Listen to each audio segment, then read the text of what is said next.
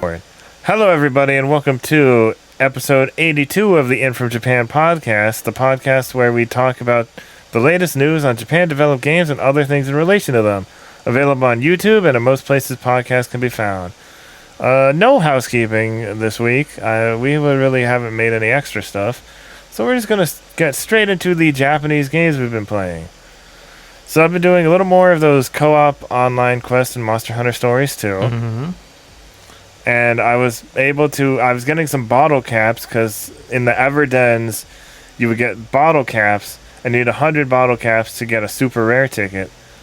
Super rare expedition ticket. So I was just doing that and finishing those up, and I was able to get a few. And I ended up getting an egg for a Teostra egg. Which is, the big flying fire manticore thing. A Velkhana egg from Velkhana from Monster Hunter World. So basically supposedly the best fire and best ice monsters in the game. And then I got to fight against the deviant Thunderlord Zinogre, which got me really cool new armor, and I colored it because it has like its helmet has like really long, like wily, spiky hair, and it reminded me of Madara Uchiha, so I changed the color to look like his armor. Okay. And I do have a meteor hammer, so it kind of fits. But that was fun. Otherwise, I'm just trying to level some stuff up before I go to level the Velkhana and Teostra up a bit, which they're almost the same level as my current team. So that was pretty fast. So I can go maybe take another shot at the single player Deviant Monster quest, so I can knock those out. Okay. Are there any like story related stuff to that post game content? I don't know. Well, because I don't think so. Because the Deviant Monster thing is a side quest within itself. Okay. Like, you go to a random girl in this town, and she's like, hey, I have another quest. You have to do her 2 previous quests, which are just, like, some easy stuff. And then she'd be like, oh, hey, I have another quest for you. It's find all these Deviant Monsters. But it's not like... This is just some random NPC. It's not one of the story characters. I see. Hang on.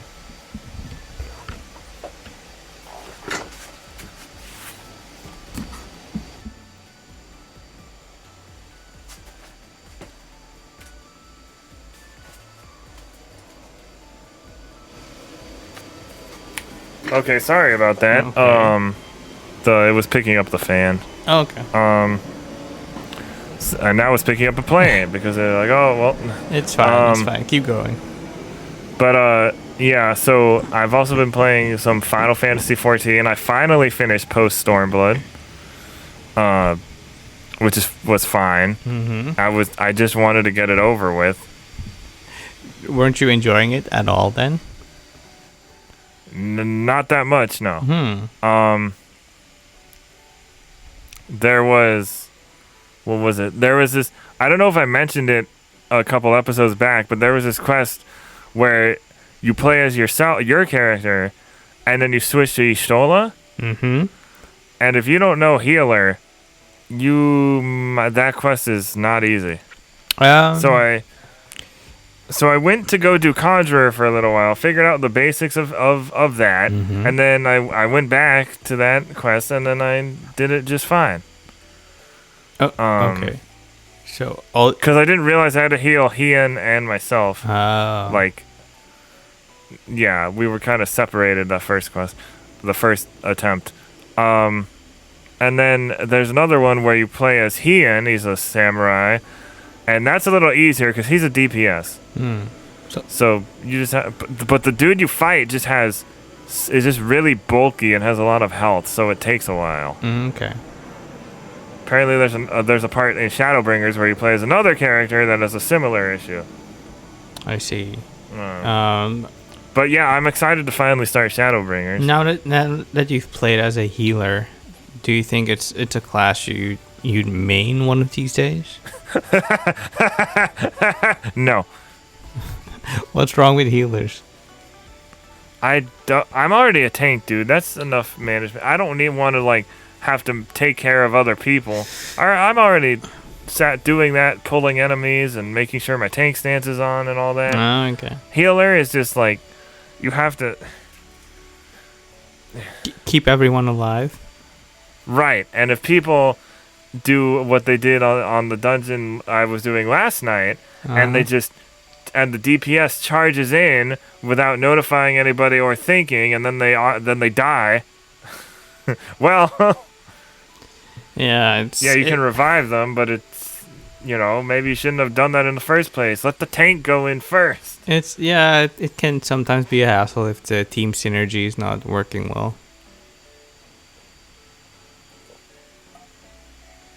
And I've been playing a little more Scarlet Nexus. I was getting kind of tired of it because I'm still I'm nearing the end of Yuito's story, but it's at that point where I'm just like, do I really want to play another 12 hours of this as a different character? Because right now I have all the characters. Kasane's team and Yuito's team are together now, so I can switch between all their powers. Sure, but it's still I'm like, different. Do I want to redo all? Yeah, it's still different, but I'm like, I feel like I have the whole story, even though maybe I don't. But then I think I just needed a little bit of a break because I played it today and I was like, okay, it's not too bad now. And I was just doing Bond episodes with the new characters that joined the team. From everything I've read up on this game, it's not necessarily going to be a full replay of the story.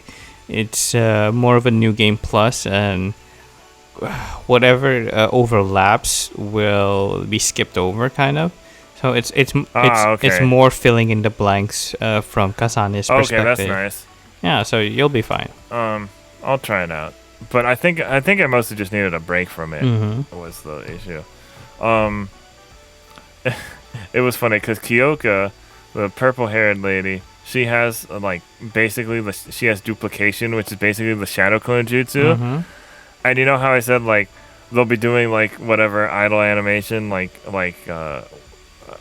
Hanabi will be using her the squash racket I gave her, or Gemma will be doing yoga in the gym, and Kyoka will join him now. There was this one point Kyoka was just sitting in a chair, and she had her duplicate doing her hair and giving her a shoulder massage, and I was like, that's pretty funny. Yeah, I mean, if you could make copies of yourself, it's way more efficient living. I mean, if you're not stubborn like Naruto, because his clones will not do that for him. Well, I mean, young Naruto, sure. Older and Boruto Naruto is just a whole different story. Maybe. Right.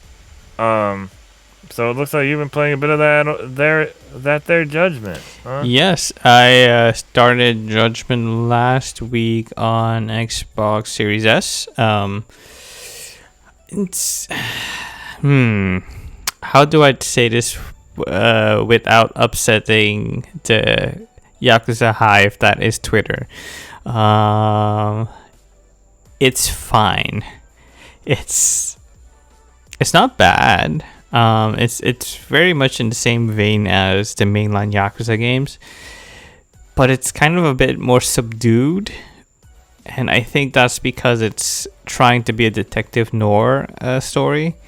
Well, not trying, it is that, and that also gives it a different tone. So I think all of that makes it very different. I think that's really, really bugging me. I think I already noticed this when I was playing Yakuza 0, is that I think the way the characters in the game are animated is by photogrammetry instead of mocap.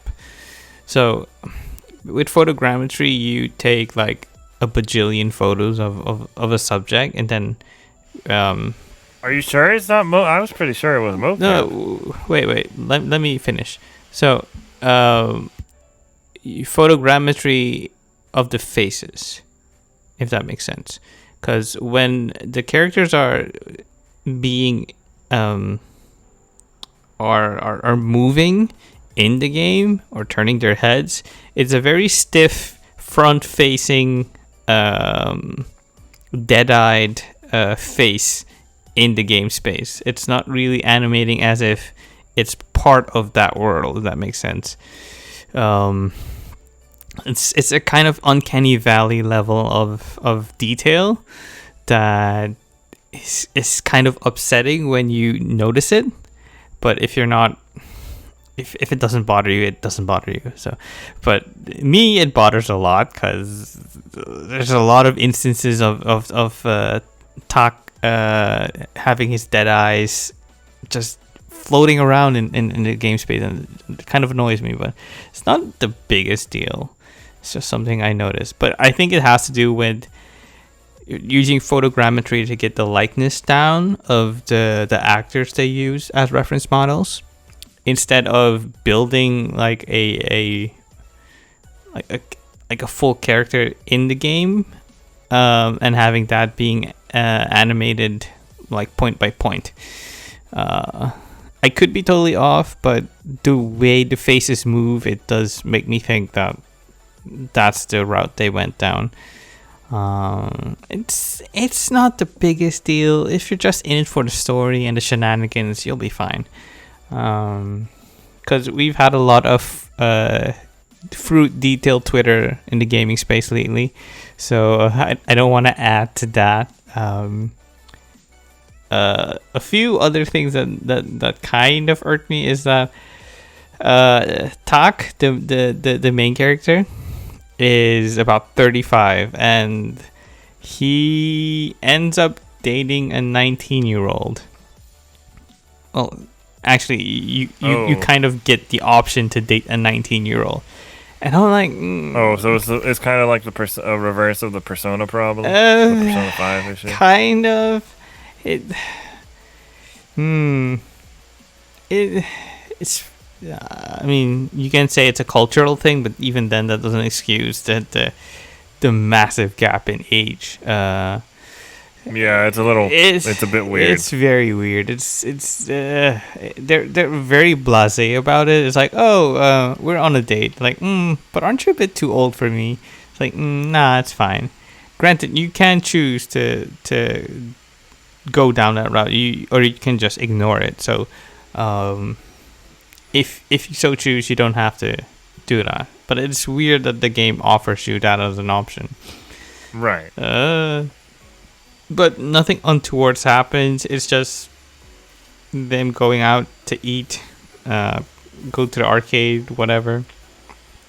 So yeah, it's very basic in that respect. But if you progress enough in the relationship, you can. There are certain moments with intimate topics. Let's say that, but it's a bit irksome. But yeah, it's. I don't know how to feel about this game really. Not just yet. It's like, Yakuza is like so overblown and over the top that you're just in it for the ride and kind of let it take you wherever it feels like it's gonna take you. But Judgment is like, I'm not so sure about the tone and the setting and the characters just yet. The central murder mystery is interesting, and I do want to see that through and see what kind of twists and turns come out of that. Like, Nagoshi is a good writer in that respect, with creating a central premise that's very gripping. But yeah, it's all that little side stuff that's kind of bugging me at the moment. But we'll see where it takes me. It's not the longest game I've seen on how long to beat. It's like about 30 hours, so I should probably be done by the end of the month, but we'll see how it goes. Yeah. Have you played it? I played it a little bit. I rented it in what was it? Like back when it came out from like Redbox or something. Mm-hmm. Or did I buy it and then I just wasn't that into it? Mm-hmm. and but I don't have it anymore.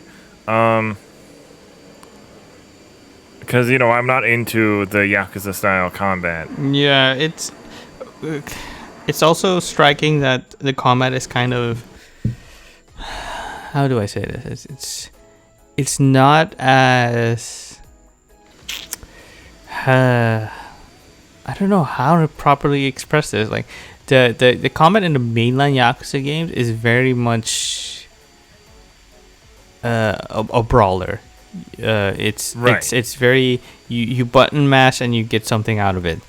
In Judgment, it doesn't feel as responsive and kind of slow in the beginning, but you also have to like unlock abilities to increase your performance and increase your battle aptitude. But it's probably also due to the fact that they kind of want to differentiate Yagami from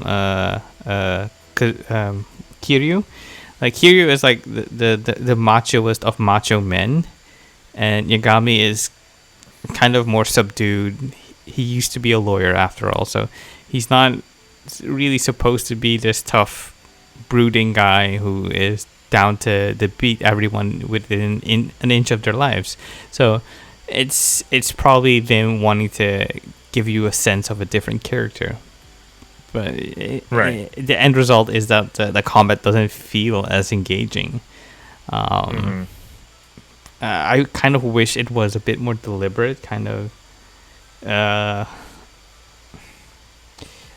Did you ever play the game Absolver?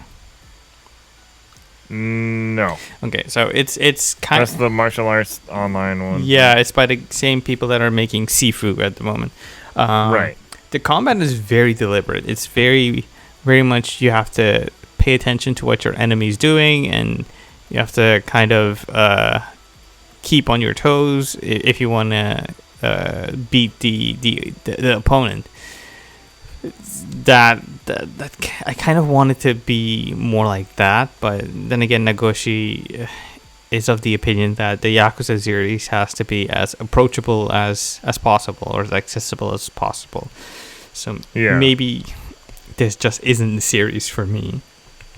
But yeah, we'll see how I feel about it at the end of the game. Okay, I think we're going to move on to the In From Japan J-List, recent video game related entertainment news, and for whatever reason this week we got a handful of anime news. First up, we have Netflix shared The Witcher Nightmare of the Wolf anime trailer. This is by Jenni Lada for Siliconera. Back in July 2021, Netflix announced its The Witcher anime series would debut on August 23rd, 2021. Now, people have a better idea of how it will look and feel. Netflix shared an extended The Witcher Nightmare of the Wolf trailer, showing off its story and characters. It also establishes its ambiance. The trailer begins by asking, do you know what's involved in making a Witcher? We then get to see Vesemir's beginnings in the Netflix The Witcher anime and what he went through to gain power. After seeing him briefly as a child, it flashes forward to the present. We see him tasked with a mission by Lady Zerps. This in turn leads to Vesemir working with Tetra, a sorceress, on dealing with a major threat. Will air on Netflix on August 23rd, 2021. The first season of the live-action series is also streaming on the service, with the second season scheduled to appear on December 17th, 2021. Was this? Oh, it was Studio Mir. That's right. So the same people who animated Last Airbender, most of Korra, and the Voltron Netflix series. Yeah. It looks really good.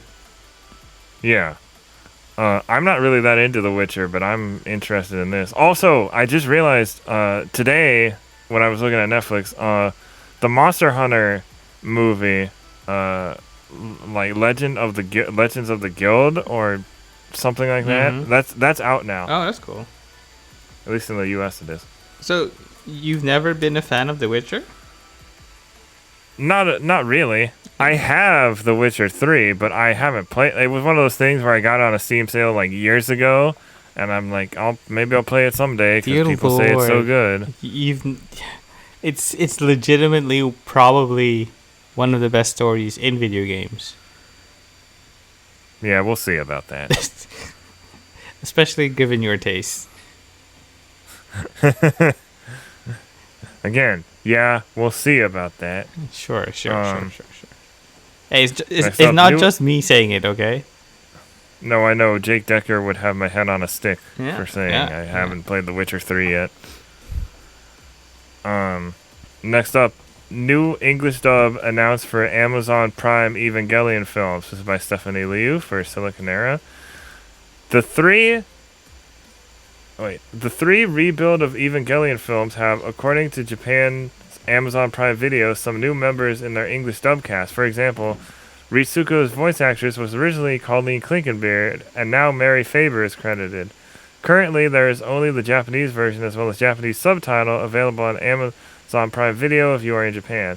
The full cast, including the additional voice cast for the new English dub and the old English dubs, are available on sites such as Amazon. Aside from Klinkenbeard, Caitlin Glass, who voices Ibuki, does not appear in the new list.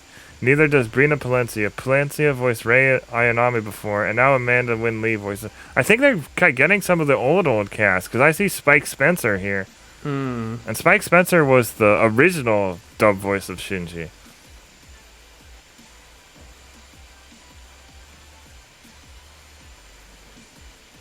So we have Shinji Ikari, voiced by Spike Spencer. Rei Ayanami, voiced by Amanda Wynn Lee. Misato Katsuragi is voiced by Allison Key Ship. Gendo Ikari is voiced by John Swayze. Ritsuko Akagi is voiced by Mary Faber. Asuka Langley Shikinami, voiced by Tiffany Grant. Mari Illustrious Makanami is voiced by Deneen Melody. Ryoji Kaji is voiced by Shawn Burgos. And Kaworu Nagisa is voiced by Damon Mills. They are the first 3 Neon Genesis Evangelion films are streaming on Amazon Prime Video in over 240 countries. Neon Genesis Evangelion 3.0 plus 1.0 will stream worldwide on Amazon Prime Video from August 13, 2021. The English cast will consist of actors and actresses, both new and old, yeah. So that's interesting. So we got that Netflix dub that a lot of people were not happy with, and we're getting this dub which has a mix of veteran talent and new talent. It's probably also because though the previous voice cast of the Netflix series is tied up within those Netflix streaming rights. Right. And Amazon kind of wanting to do a clean slate, probably selected a cast more to their liking. Speaking of Netflix, JoJo's Bizarre Adventure Stone Ocean will release on Netflix globally in December 2021. This is by Andrew Kia for Siliconera. JoJo's Bizarre Adventure Stone Ocean will release globally on Netflix in December 2021. In a special live stream, David Production also announced the upcoming season's cast, a teaser trailer, and new official key art. Additionally, it updated the Portal website. The upcoming 6th season, I don't know why they said 5th. This is part 6. Unless you count... No, that doesn't make sense. Yeah, the 6th season launches exclusively on Netflix starting December 2021. That's a month before the official broadcast on Japanese television, which will start in January 2022. Titled Stone Ocean, the series will follow protagonist Jolene Cujo. She is sent to prison in Florida after being involved in a car accident. David Production confirmed that veteran voice actor Daisuke Ono is reprising his role as Jotaro. Daisuke Namikawa, who is Chozo in Jujutsu Kaisen and Sekiro from Sekiro Shadows Die Twice, is voicing Narciso Anasui. Weather Report, whose name is listed as Weather Forecast, is voiced by Goblin Slayers Yuichiro Umehara and Foo Fighters by Hunters Maria Ize. The full cast list is Jolene Cujo. I don't like how they do it this way. They need to flip it the other way. Ai Faruz as Jolene Cujo, Mutsume Tamura as Hermes Costello, Maria Ize as Foo Fighters, Atsume Tanezaki as Emporio Al Nino, Yuichiro Umehara as Weather Report, who has a very interesting powers. Part 6 spoilers, sorry, but I need to use rainbows to turn people into snails. Okay, that's something. Daisuke Namikawa as Narciso Anasui and Daisuke Ono as Jotaro Kujo. Which is, it's funny because like Netflix is like, okay, we want to do more anime. And it's like, wait, this one, we got the Rohan OVAs. Wait a minute. The next JoJo part that's coming out takes place in a prison. We had a popular show that took place in a prison. I don't know if it's all in a prison. I don't think it takes all place in the prison. I'm not sure that's the logic behind it, but sure. No, but it's funny. It's just like people have been making that comparison. Like, hey, wait a minute. Next up, Gunbuster is getting a Blu-ray release with a new English dub in 2022, once again by Andrew Kia for Siliconera. Discotech Media announced that it will release classic sci-fi mecha series Gunbuster to Blu-ray. The release will include special features and an entirely new English dub by Sound Cadence Productions. It plans to release the series sometime in 2022.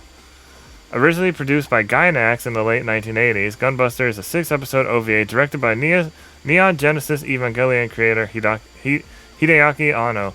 The sci-fi series features several high school children training to become pilots and defeat insectoid aliens using mechoid. Mechoid? I mean... A sequel series named Die Buster was also released back in 2004 to commemorate Gainax's 20th anniversary. While the series has been released in the West several times over the years, many have suffered from poor video quality and inconsistent English subtitles. Additionally, no English dubbed version of the anime has been released. This is due to Gainax losing the series' original music and effects track. However, Discotech Media notes that Sound Cadence Studios will be providing the series' first ever English dub with the upcoming Blu-ray release. The studio has also previously worked on the English dub for Black Rock Shooter and also worked on Discotech's previous Blu-ray release of the Fatal Fury OVA. Discotech plans to release further information about the new release, including special features, at a later date. So that's cool. Some old 80s mech anime is getting a dub. Yeah. Like for the first time. That's really interesting, I think. No comment? I have never seen the show or have really. Neither have I, but Gainax, since Gainax, turned into Studio Trigger eventually. I thought they didn't turn into Studio Trigger. No, but people from Gainax, I thought it was like maybe worth checking out. Sure, but it's an older show, older property, and people get a chance to look at it. That's a good thing. Yeah. Next up, Sony Crunchyroll acquisition goes through. This is by Jenni Lada for Siliconera. Things are about to change for Crunchyroll as Sony finalized the acquisition of the anime streaming service. It is now part of the Funimation Global Group LLC, its rival anime streaming service.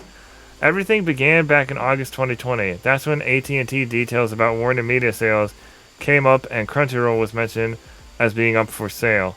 News concerning the deal first came up in October 2020. At the time, Sony and AT&T announced they were in negotiations for the service. Then in December 2020, it was officially announced. Sony noted the acquisition of Crunchyroll would cost $1.175 billion. Now the deal is final and the company is the complete owner of the service. This marks one of multiple Sony anime endeavors. Aniplex falls under Sony Music Entertainment Japan, as do its subsidiaries, Madman Anime Group and Wakanim. The company also already owns Funimation, which has a UK branch and is the namesake of the Funimation Global Group. Sony didn't reveal how this might affect the way Crunchyroll operates. Likewise, the official announcement on the Crunchyroll website, the Crunchyroll website, man, that's a tongue twister, doesn't mention anything yet. However, the Funimation blog offered the following statement, which confirmed that the Sony Crunchyroll acquisition will lead to the opportunity to create a unified anime subscription experience. Good, because the Funimation Now app is bad. Crunchyroll has issues, but it's not as bad as the Funimation app. Well, this deal. And meanwhile, Jason's like, I can't even access this. This does give me pause because Funimation is more or less geo blocked in many countries, including mine. So I can't access any of the content. So my first thought is, does this merger mean they'd have to redo or renegotiate licensing rights? Or does this mean a broader pool from which both companies can pull content? Like let's say Sony licenses My Hero Academia for international use, or they have the rights covered for all territories. Funimation being mostly North America specific, it could mean Funimation handles the streaming rights for My Hero Academia in North America, and Crunchyroll handles the streaming rights for My Hero Academia in every other territory. Mm-hmm. That I can see as a net positive. They haven't detailed how this is going to work. And by the way, Crunchyroll has had a statement up in the meantime, so if you want to see it from their angle, you can. I've seen some people theorize or speculate that eventually this will be bundled into a more premium offering of PlayStation Plus. Like you buy a month of PlayStation Plus that also comes with a month of either Crunchyroll or Funimation, which is not a bad deal, and it's probably a good way to compete with Microsoft at the moment, which is ironic because buying Game Pass now gives you like access to Crunchyroll Premium. So I'm wondering how this will all pan out in the end. Hopefully it works out. Yeah, yay anime, I guess, but I don't know just yet. It's so funny how the whole thing, like Funimation and Crunchyroll split their, because they used to like partner together on like anime stuff, and then there was a split between them, and only to end up being owned by the same company. Yeah.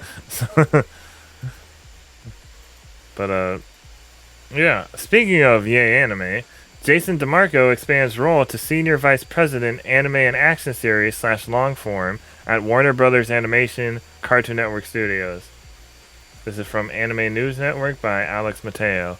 Warner Brothers announced on Tuesday that Adult Swim's Senior Vice President and Head of Anime and Action Series, Jason DeMarco, will have a new expanded role as Senior Vice President in the Anime and Action Series / Long Form department at Warner Brothers Animation and Cartoon Network Studios. DeMarco will still retain his role at Adult Swim, and he will report to Sam Register, president of WBA and CNS, and Michael Awalin, president of Adult Swim. Yeah, I've seen that name a lot before. I think he's been president for a while. DeMarco will spearhead WBA and CNS's expansion into producing anime content, identifying and developing projects in the animated action genre, and developing and producing series and long-form programming for all audiences. DeMarco will also be the lead creative executive on The Lord of the Rings, The War of the Rohirrim, the feature film directed by Kenji Kamiyama, Ghost in the Shell, and produced by New Line Cinema and WBA. So the one we talked about with Kate like a couple months ago. Yeah. DeMarco is also the current series and development executive of anime at Adult Swim. He is overseeing production of the Faina Pirate Princess, Uzumaki, and Blade Runner Black Lotus anime.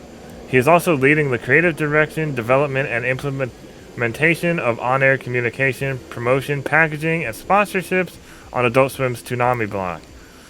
DeMarco became Vice President of Strategic Marketing and Promotions for Cartoon Network and Adult Swim in April 2012. He co-created the Toonami block with Shawn Akins in 1997. You know, for cable TV, I know a lot of people don't have cable anymore, but for the fact that Toonami still does pretty well, is pretty impressive.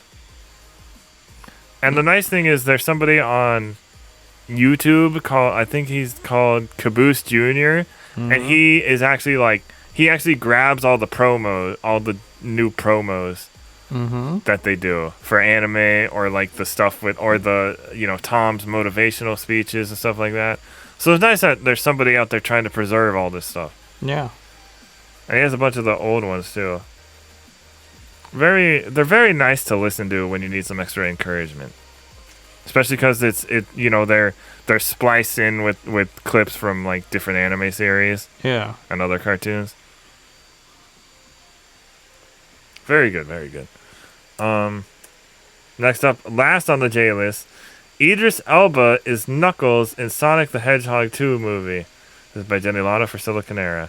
Thanks to various teases and leaks, as well as a clip at the end of the original Sonic movie, we knew Knuckles the Echidna would be in it. Now we know who will play him. Idris Elba shared images on social media confirming he will play Knuckles in Sonic the Hedgehog 2. Here's the Idris Elba tweet referencing Knuckles and the Sonic the Hedgehog 2 movie. It doesn't actually show exactly how he will look in the film, though. Rather, we see Knuckles' iconic, Knuckles. Which is, it's great. But we don't know. Yeah, while Tails will be in the sequel, it is unknown who will voice the fox. I forgot her name. But the voice of Tails in the first movie was an anime voice actor. She also played Sora in Digimon. Okay. I have to look her up real quick. Because I was looking this up the other day. Colleen O'Shaughnessy. Okay. She's been in a lot. She was, Chocho in Boruto. Sora is kind of her most well-known role, I think. Danny Phantom's sister. That I did not know. But yeah, she's been in a lot of stuff. But if they might be going, the celebrity route. And if you paid attention to KFGD this week, they were talking about how Michael Cera might be a good Tails. Yeah, which, I don't agree with that take, but sure.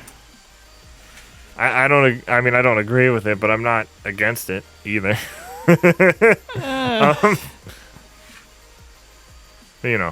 We'll see.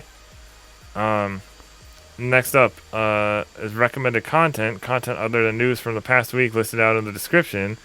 We have Final Fantasy XIV player mods Emet-Selch Romance into Stardew Valley by Natalie Flores for Fanbyte. Review Shadowverse Champions Battle is a modern triumph from nostalgic genre by Graham Russell for Siliconera. Blaster Master 03 builds on a strong foundation by Jenni Lada for Siliconera. Nier Reincarnation is one of the best console-like games on mobile by Jason Guisao for Game Informer. The Troubled History of Famicom Wars by Graham Russell for Michibiku. Free Guy Shawn Levy on Uncharted and Video Game Movies Difficulty by Germain Lussier for Gizmodo. Persona 2 1999 developer interview by Shmuplations. There's also a Persona 1 interview from 1997 that they put up there. Very interesting stuff. Okay. The Persona 2 one was more about the themes of Persona 2 rather than because the Persona 1 it was the differences between this and the Megami Tensei series and people playing this who haven't played the Megami Tensei series. While the Persona 2 interview, I guess more into just themes and connections and characters and that kind of stuff. Okay, that's cool. Next is time for the news rundown, and we have no bad-ish news this week. That is surprising. Unless you don't like Bleach, because Bleach is back. Well, I only have one thing to say to people who don't like Bleach, and that is Bankai. No, it's well, boo-hoo for you. I mean, us fans are eating well these days, so let us be. Starts a new arc, I guess. Or teases it. It ends with the announcement of a new arc, but I haven't seen an announcement in either the website or on Anime News Network or what have you. So I don't know what to make of it just yet, because maybe they're waiting for reactions first. Who knows? No, that's not a thing. I don't think that's a thing. That's not a thing in manga. Yeah. There was also Burn the Witch that Kubo was doing before this, and that also ended with a cliffhanger, and then later an announcement that they were moving on to a season 2. But it takes place in the same universe as Bleach. So therefore... Yes. My question is he going to do Burn the Witch first? Is that on the back burner? And is he going to do Bleach in the place of that? Or is it something where both universes are going to collide in one kind of like bigger story arc? Or what have you? But It's really interesting to see both Bleach and Shaman King back around the same time. Not that they're that similar. It's just interesting. For the US, maybe, because Shaman King was already back a long time ago. Like, not a long time ago, but it has been back. With the other series. No, the manga series. I mean, just the latest iteration of the anime has been airing in Japan for a few months now, and the manga has a bajillion miniseries to keep track of. So it has a number of miniseries now. Yeah. More importantly, I think it's fun to note that the big three are again under the same umbrella. Like, you have Naruto and Boruto, you have Bleach, you have the everlasting One Piece manga. You also have Dragon Ball Super. Yeah, you also have Dragon Ball Super, so it's the big four now. It's more like the big three and the grandfather. Right. Yeah. Oh well. I saw this. There was like this. What was it? It was like a picture of. It was like the Team 7 picture with Kakashi and Sakura and Sasuke and Naruto. Mm-hmm. But instead of Kakashi, it was Goku, and of course Naruto was still there. Mm-hmm. But then there was Luffy, and I think Ichigo might have been in the middle, but it was either Ichigo or Deku or something. I forgot who it was, but it was like it was nice. I liked it. Okay. Okay, well, we're skipping to the in other news since we have no bad-ish news this week. I just wanted to get Jason to talk about Bleach a little bit. Sure. First up, we have Gamescom 2021 Xbox stream set for August 24th. This is by Sal Romano for Gematsu. Microsoft will host the official Gamescom 2021 Xbox stream on August 24th at 10 a.m. Pacific Time, or 1 p.m. Eastern Time, the company announced. You will be able to watch it on YouTube, Twitch, Facebook Gaming, Twitter, VK.com, Bilibili, and more. The broadcast will feature in-depth updates from some of our previously announced Xbox Game Studio titles alongside some of our third-party partners, including some of the incredible titles coming to Xbox this holiday, upcoming releases to our monthly subscription service, Xbox Game Pass, and more. That's definitely something. I wonder what they'll be announcing and if there will be any JRPGs in the mix. Next up, we have... Probably. We'll see. Next up, we have Future Games Show, Gamescom 2021, set for August 26th. This is also by Sal Romano for Gematsu. Games Radar will host Future Games Show, Gamescom 2021, on August 26th at 1 p.m. Pacific Time or 4 p.m. Eastern Time, the outlet announced. You will be able to watch it on YouTube, Twitch, Facebook, and Twitter. The broadcast will be hosted by Resident Evil Village voice actors Maggie Robertson and Aaron LaPlante. Will feature over... Okay, that's a weird way to structure that sentence. And it will feature over 40 games from publishers including Frontier Developments, Koch Media, Team 17, and Tripwire Interactive, including a few surprises. The Future Game Show is kind of like underrated, but they have some fun surprises every now and then. Yeah, you never know. That's why I wanted to include it, because you never know what could be announced there. And our last Gamescom related news piece is that Konami Gamescom presentation to feature Yu-Gi-Oh! Master Duel. This is by Kazuma Hashimoto for Siliconera. Konami has announced that its Gamescom presentation will include Yu-Gi-Oh! Master Duel. The title was revealed in late July 2021, along with details about the in-game rules. However, further information regarding the title is yet to be revealed. This includes a potential release date. Additionally, outside of Konami revealing new information about Yu-Gi-Oh! Master Duel at Gamescom, the developer and publisher will share more information regarding eFootball. However, Konami has not specified what additional details it will share during the Gamescom event. That said, Konami has confirmed that new information for both titles will appear sometime during the event. Yeah, so I'm still excited for this Master Duel thing. Although, I know they said the Yu-Gi-Oh! 7's game, the English release, is going to be fall 2021. They announced that a few weeks ago, and I don't know if they're going to make it. As with anything during this pandemic, I'm surprised they gave a window like that. Probably look forward to a delay. I mean, maybe they're more ready than I think. I don't know. I could be completely wrong. We'll see about that. Yeah. Next up is Xenoblade voice actress implies a new game is in the works, which is true. This is by Imran Khan for Fanbyte. In June of this year, a Xenoblade fan held a particularly significant interview with actress Jenna Coleman. Coleman, who is primarily known for her roles as Clara Oswald on TV Institution Doctor Who and Jasmine Thomas in the soap opera Emmerdale, was also Milia in the first Xenoblade Chronicles over a decade ago. She appeared in a video chat with the YouTube channel Din's Meteorite, a smaller gaming channel with around 33 subscribers, to talk about several subjects including her time spent on Xenoblade Chronicles and the recent expanded Switch remaster Xenoblade Chronicles Definitive Edition. While the interview was published 2 months ago, it only recently caught the notice of social media, in large part because of an accidental slip of the tongue from Coleman. Musing about her first role in Xenoblade Chronicles, Coleman said, "God, when was the first game? 10 years ago? It was a long time ago.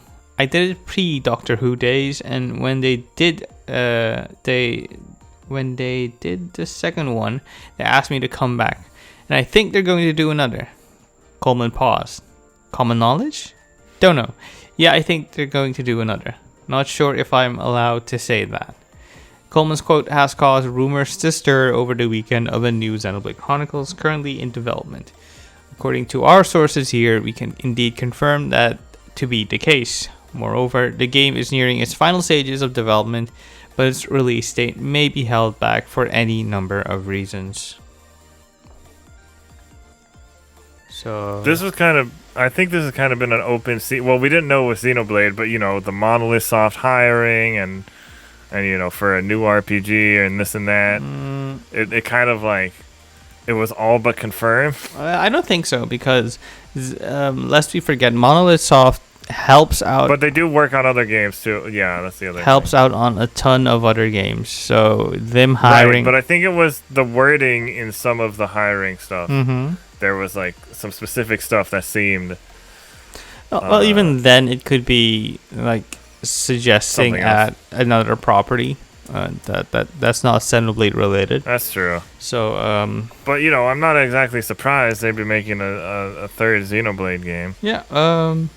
I just wish they would port Xenoblade X. From what I've seen, that's complicated. I know. No, from what I've seen online, the chatter is Monolith Soft wanted to remake Xenoblade Chronicles X. Nintendo was the one that stopped them from doing so, or refused to do so, and instead they went down the route of Xenoblade Chronicles Definitive Edition. So it's not for lack of trying. It's probably more. We should try again. Be like, hey Nintendo, let them make that. Yeah, it's easy to say that when you're also juggling like support work and your own work that is Xenoblade Chronicles X. Xenoblade Chronicles 3. So, maybe. Still, man, get it out of Wii U jail. Sure, but Maybe someday. they're busy, and I'm pretty sure as a studio you don't want to be beholden to remaster or keep remastering Switch games. You eventually want to move on and create something new. Well, X would be the last one. The last remaster yes, they have to do. But do you want to like hold that against them? Like, oh, you're allowed to create something new. Just port something first. Yeah, that's fine. Sure. But it's not a lot of work at all. For the third there's no rush for a third Xenoblade game. You got 1 and 2. Given the sales, plus Future Connected. Plus Smash. I'd say that Xenoblade Chronicles 3 is more likely than a remake of X. I just want to port, man. I just want to be able to play it officially. Have you even without having to get a Wii U? Well, time will tell, and you, like me, have an infinite backlog, so you'll be fine in the meantime. Speaking of something else I'd like to play officially once it's on other platforms, if it is. Next story. Next up, we have Fantasian Part 2 launches August 13. This is by Sal Romano for Gematsu. The second part of Fantasian will launch for Apple Arcade, which is Mac, iOS, and TV OS, on August 13th, developer Miss Walker announced. Part 2 is described as more quest-driven than Part 1 and is expected to take 40 to 60 hours to complete. New features include the ability to swap party members mid-battle, an expanded character growth map, approximately 50 new handmade dioramas, and 34 new tracks composed by Nobuo Uematsu. Part 1 of Fantasian launched on April 1st. So, there is also that. Something on Apple Arcade. Yeah. And people are like, oh, don't sleep on Fantasian. And a lot of people are like, we don't want to. We just don't have an Apple device. Yeah, that's or true. Apple Arcade. It's like, I really hope it gets ported to something at some point. Yeah.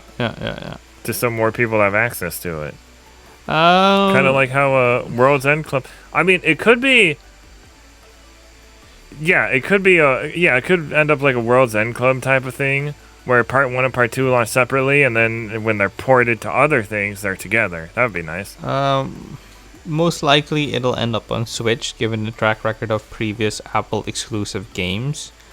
Right. I don't know about other platforms, but Switch is most likely, I think. As long as it's on something. Yeah. Okay.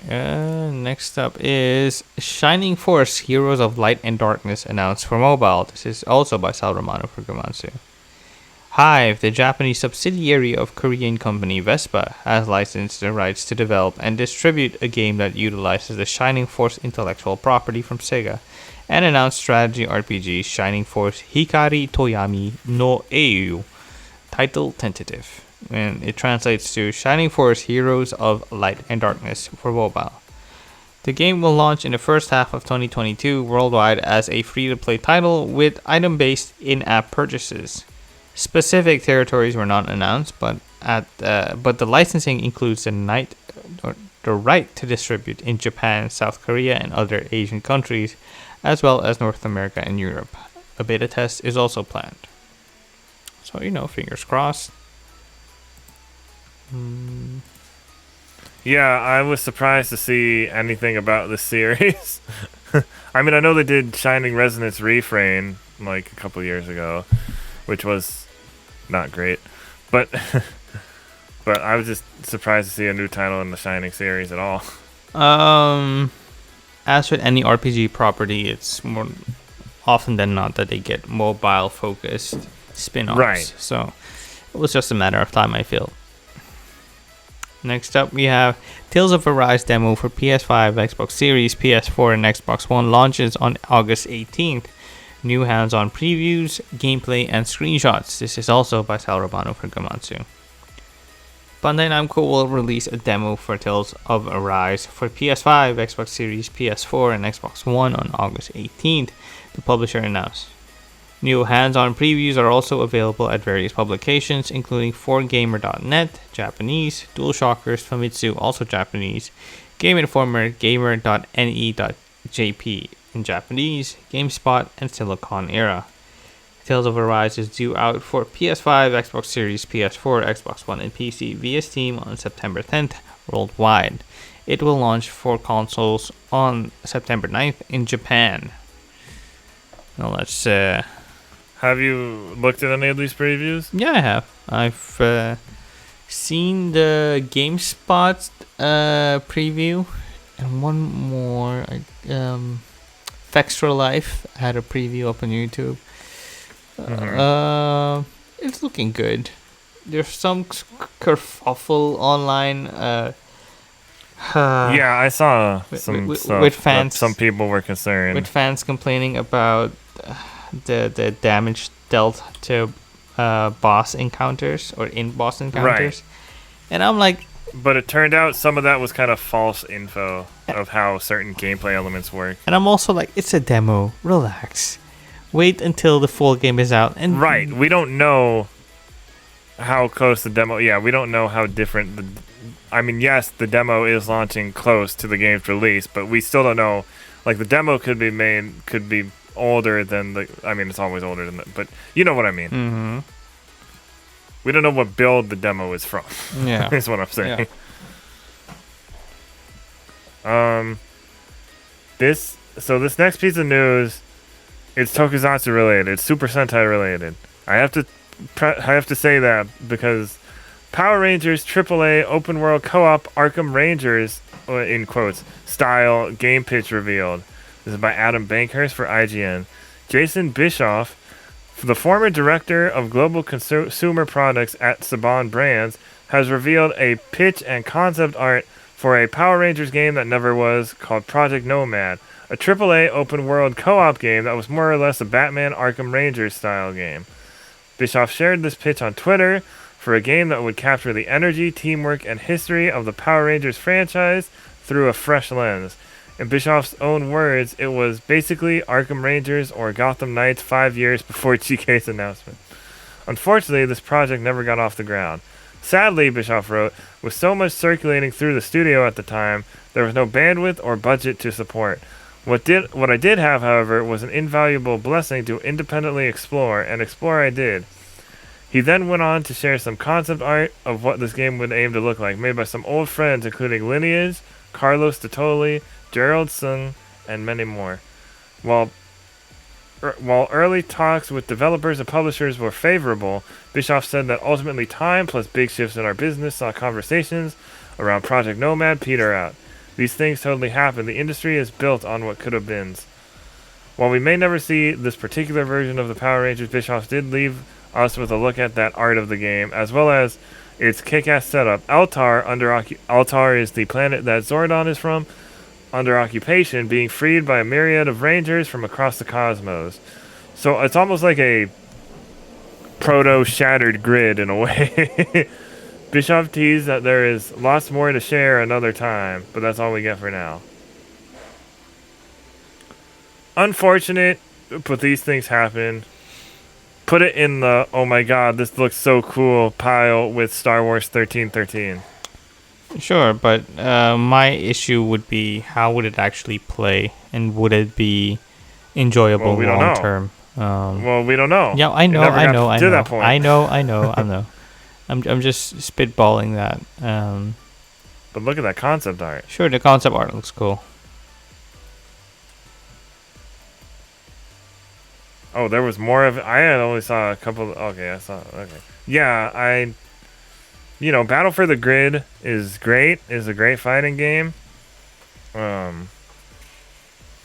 Hopefully we can get another good Power Rangers game in the future. I don't know when, but I mean, Battle for the Grid has done pretty well, I think. So I think we could see at least another fighting game, if nothing else. Probably. I would like them to do I would like another Power Rangers beat 'em up, since the last one was not so good, but we'll see. Yeah, give .emu the Power Rangers license, please. They're already doing the Turtles thing. Yeah, they might be a tad bit busy. I mean, later. Oh, I mean, like for later. Give it to them for later. Next up, Space Invaders Invincible Collection launches digitally on August 17th in the West. So I kept seeing this pop up, and I got confused because... So this is the Space Invaders collection I have physically, right? But I didn't realize that it would, like, the headlines, I didn't realize, like, a lot of the headlines I saw didn't say digitally. So I was confused. I'm like, wait, is this a new collection? But they just came out with a collection. No, it just wasn't available digitally yet. Publisher In Games and developer Taito will release Space Invaders Invincible Collection digitally for Switch on August 17th, the company's announced.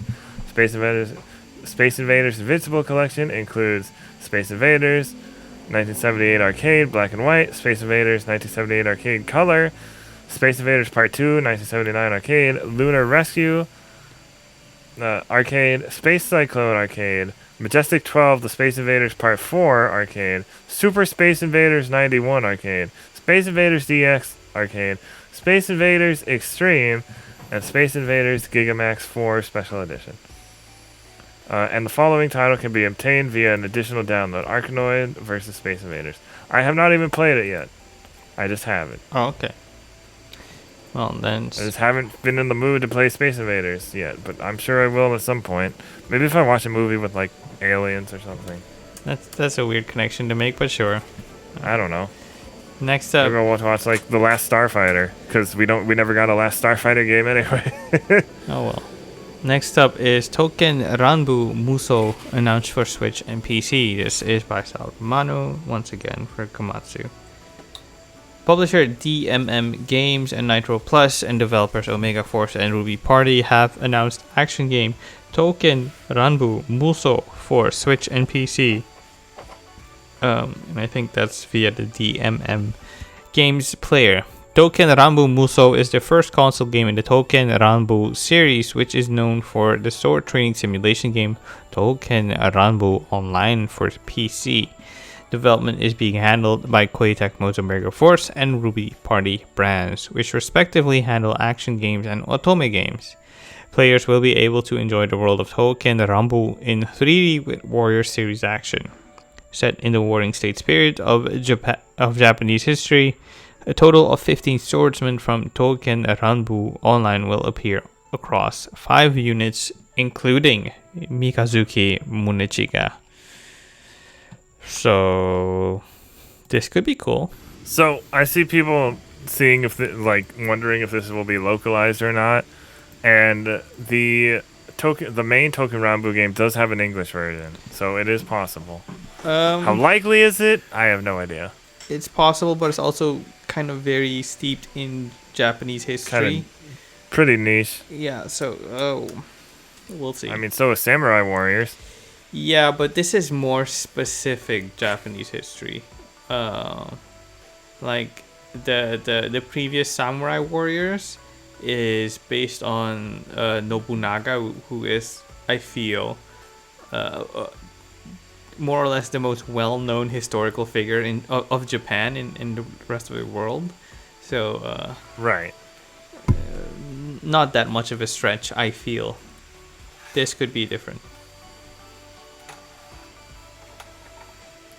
Okay, well, I guess we'll see. It is always interesting that they're doing a Musou game on another property. Like, that was not one I expected. Even though I don't know that much about Touken Ranbu. I was just like, that? Okay. Next up, Square Enix Dragon Quest survey asked about your favorite games. This is by Andrew Kia for Siliconera. Square Enix has opened up a new survey to ask fans about their favorite Dragon Quest games. It also asked what they would like to see from the franchise in the future. The survey includes standard questions such as region, gender, and owned video game devices. Questions become more specific, such as asking about favorite game genres and where fans get their latest Dragon Quest news. The 30-question survey starts off with questions related to gaming habits, such as gaming devices, usual playtime, and frequency of play. Other questions include how users get their latest Dragon Quest information and whether they follow the official Facebook, Twitter, and YouTube accounts, likely to gauge how efficient Square Enix's current social media strategy currently is. The survey then begins asking fans which games they've played in the past. Interestingly, question 20 doles out a long list of what is essentially every Dragon Quest game since its inception, including more niche titles such as Fortune Street, Torneko, The Last Hope, and Dragon Quest Heroes Rocket Slam. From there, the survey asks what the user's first, second, and third favorite Dragon Quest games are. Additionally, it asks fans how they came to find out about the series and whether they tuned in to watch the 35th anniversary stream. Notably, the survey also asked whether fans would be interested in playing the newly announced Dragon Quest XII and Dragon Quest III AC Remake. Finally, the survey ends with an open text box for fans to write what they'd like to see from the series. So, modern ports coming? Maybe?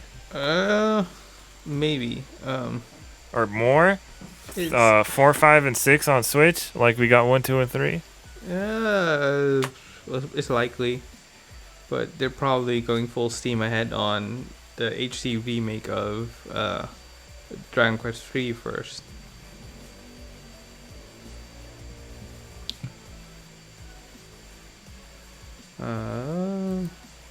Next up is still you. Yeah, I was just checking something real quick. Yeah, they could just be putting for later, like with the release of the Pixel remasters, and just the timing of it is very interesting. Yeah. That's all I had to say about that. Next up, new Capcom head of Global Business Division will be Yoshinori Ishida. This is by Jenni Lada for Siliconera. Management is shaking up a bit at Capcom. The company shared a press release announcing a difference in the way it handles the heads of its business division. At the moment, Kichiro Urata is managing corporate office head of the Americas and Europe business division. As of August 31st, 2021, Yoshinori Ishida will become Capcom managing corporate officer head of global business division. At the moment, Ishida is a managing corporate officer at Capcom, but only head of Japan and Asia business division. This move means that the Americas and Europe business division and Japan and Asia business division will be united under one person. Ishida is currently a managing corporate officer, but also held other roles in the company, working on various games over the years. For example, he was involved in the production of both Phoenix Wright Ace Attorney Dual Destinies and Spirit of Justice. Ishida was also involved in product management for Devil May Cry 2 and Devil May Cry 4. As for Arata, his LinkedIn noted he acted as managing corporate officer, head of global business division for Capcom since September 2011. Prior to that, he was a Microsoft Interactive Entertainment Business and Strategy corporate officer. The changes in Capcom management will go into effect on August 31st, 2021. Just kind of business stuff. Mm-hmm. Capcom, I think, is doing pretty well right now. Yeah, they're on the top of their game. Capcom is back. Next up, we have... Or they've been back, but you know. Yeah, that's true. Next up is Tetris Effect Connected, coming to Switch on October 8th. This is once again by Sal Romano for Gamatsu. Enhanced Games will release Tetris Effect Connected for Switch via Nintendo eShop on October 8th, the developer announced. It will be available at a 25% discount for the first 2 weeks of release, which is not too bad. Tetris Effect Connected is currently available for Xbox Series, PS4, Xbox One, PC via Epic Game Stores, and the Oculus Quest. The PC version will also launch via Steam on August 18th. That's cool. I really like this game. It's a very unique experience, and anyone interested in Tetris and in a trippy, how do I say this? Trippy yet meditative take on a classic puzzler, could do no wrong with Tetris Effect. And next up we have Fail Frame. What about Puyo Puyo Tetris? I prefer Tetris Effect. Okay. Next up is Fatal Frame series producer explains why a remaster collection didn't happen. This is by Kazuma Hashimoto for Siliconera. In an interview with Famitsu, Fatal Frame series producer Keisuke Kikuchi explains why a Fatal Frame series remaster collection wasn't considered for the 20th anniversary. Additionally, the interview goes into details regarding why Koei Tecmo chose to re-release Fatal Frame Maiden of Black Water. Shout out to Famitsu. Previously, it had been revealed that another title in the Fatal Frame series could potentially release if Maiden of Blackwater sells well enough. However, this interview reveals why Koei Tecmo chose to re-release Maiden of Blackwater specifically. This was largely due to Maiden of Blackwater being the most recent entry in the series, according to Kikuchi. However, on the prospect of a potential Fatal Frame series remaster collection, he said this. No, first of all, we wanted to focus on having a large number of people playing Fatal Frame Maiden of Blackwater, which is the latest entry in the series.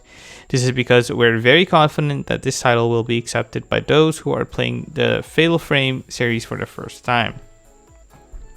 Additionally, Kikuchi shared his elation at the reception to Maiden of Blackwater receiving a re-release. It's been a long time since the original release of Maiden of Blackwater in 2014, so I was honestly quite worried. However, I was happy to receive a warmer welcome than I had imagined. We received a strong reception from people in North America, Europe, and Asian regions that will be able to play this title for the first time. I feel that Japanese-style horror is once again being accepted overseas. Okay, interesting thoughts. Well, I guess we'll see if this pans out for them. Hopefully it does. That would be... game preservation is very important.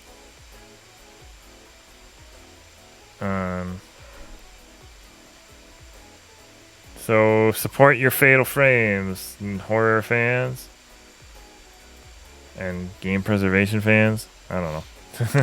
No, well, this is just going to be Maiden of Blackwater, not the previous releases. Right, but support Maiden of Blackwater then if you want to see more Fatal Frame in the future, or ports and such.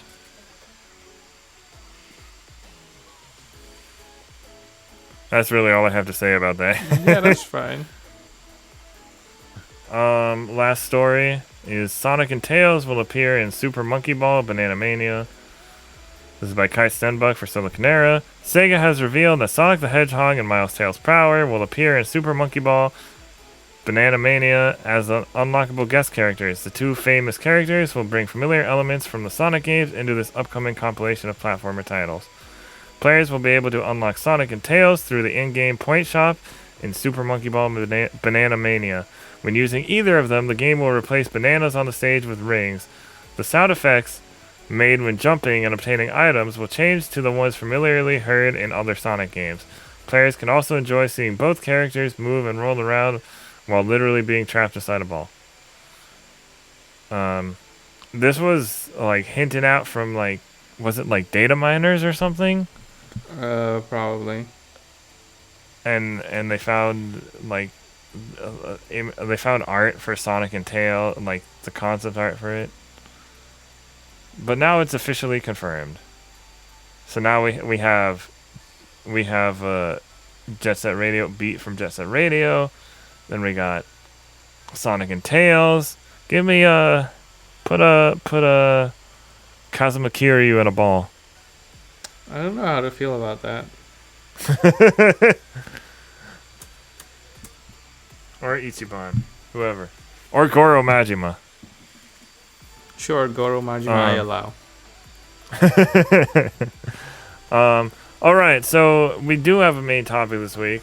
We're gonna our favorite games or games we really like that we probably won't play again. You know, there's a game like I really like this game, but like maybe it's something that's like there's some gameplay element that you're like, yeah, I'm probably not gonna play this again, or it's just a really long game, and you probably don't feel like playing it again. Mm-hmm. Because we all have at least a few of those. Like for me, Persona 5 is definitely one of those. When Persona 5 Royal came out, I was like, nah, I'm good. Yeah, it's also kind of stopping me from playing Persona 5 Royal, because 100 hours in Persona 5 proper already took so much out of me. And while I'm sure the extra time will be warranted, it's just a lot of hours. Mm-hmm. So what games are you willing to keep on the bench despite loving so much? Well, I don't know if I'm going to play Yakuza 7 again. Uh-huh. And that was my game of the year last year. But it is just so long. Like, unless I'm showing it to somebody else, like a significant other or something, I don't think I'm going to be playing that again. No, I get you. I'm probably also of the mind of not replaying any big JRPGs anytime soon. I finished, like, I love Tales of Symphonia. I've already beaten it 3 times. I don't need to do a 4th time, despite wanting to, kind of. But also knowing that one playthrough will be at least 80 hours. I'm like, no. Let's not do that. There are other games that can also get my attention. Also, in my youth, I replayed a lot of games. And also when I was babysitting my nephews, or my cousins more like, I had to be playing a game to, well, keep them quiet and entertained. So I ended up replaying a lot of games, including demos. So I kind of have a love-hate relationship with replaying games. Like, replaying can be fun because once you've gone through it, then you can appreciate all the finer things or things you ignored on the first try, which can be great, sure. But it also just takes a lot out of you when you could be using that time for something else. Anything else. Which is ironic because now I'm currently sometimes then replaying not Final Fantasy, Marvel Spider-Man on the PS5 now. Sure, it's 4K ray tracing, so it's 4K 60 frames, so it's kind of different as an experience, but it's still fundamentally the same game. It's still a lot of fun, still very great to be swinging from building to building as Spider-Man, but you kind of also feel it drag from time to time. But then I'm also comfortable enough to say, you know what, I'm good. I'll let it simmer a bit, and I'll go do something else for a little while.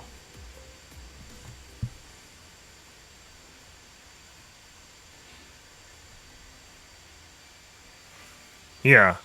There are other ones. I can't think of them at the moment. Dragon Quest V I enjoyed. Probably won't play again. But Dragon Quest 11 I will. But is there how do I say this?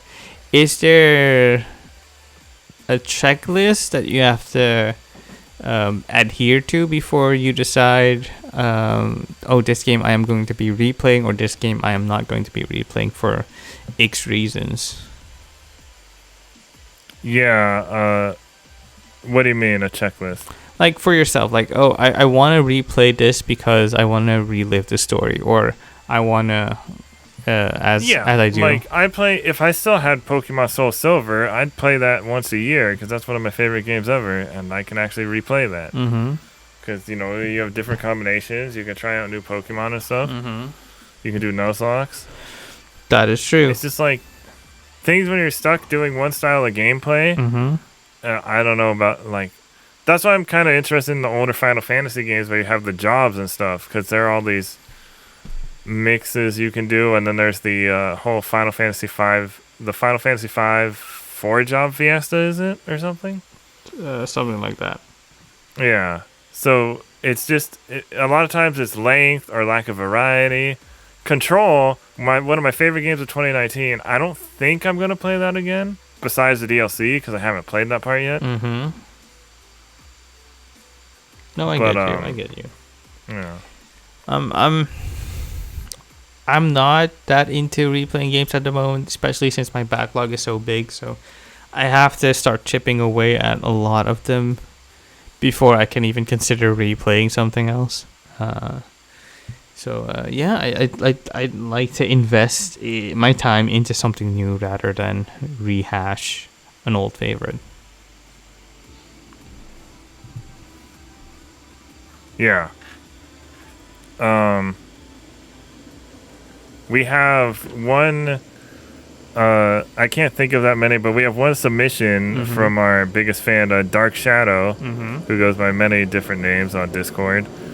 They said Genshin Impact because of performance issues. And I feel like a lot of people dropped Genshin Impact for various reasons after like playing it for a while. Yeah, I guess with MMOs it's a little different though. Yeah, MMOs can have various reasons. Well, I guess Genshin Impact isn't really that much of an is a little different than like your typical MMO. I don't feel like that, but it can be different for everyone else. Like, I was a very fervent player of Destiny 2. And it can also be a lot of rehashing of older content because you're running strikes, you're running dungeons, you're running raids. At a certain point, it can just become very redundant, despite being very polished. And, sometimes you just need a break. Sometimes you just need to reset.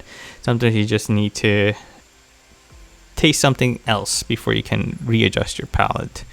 And that's not wrong, and some developers are even open about it and saying like, yeah, it's okay, you can just do whatever else and come back when you feel like it, which I feel is a very healthy way to approach this. So don't feel required to stick with something just because you think you have to. Go experiment, have fun, be comfortable in the games you play. Yeah. I think that's gonna be it. Yeah. For this podcast. Bit of a shorter route, but that's okay. Yeah, there wasn't that much news this week. Yeah, it's also my mind's kind of all over the place. good to be briefer from week to week. Right. But yeah, thank you for listening.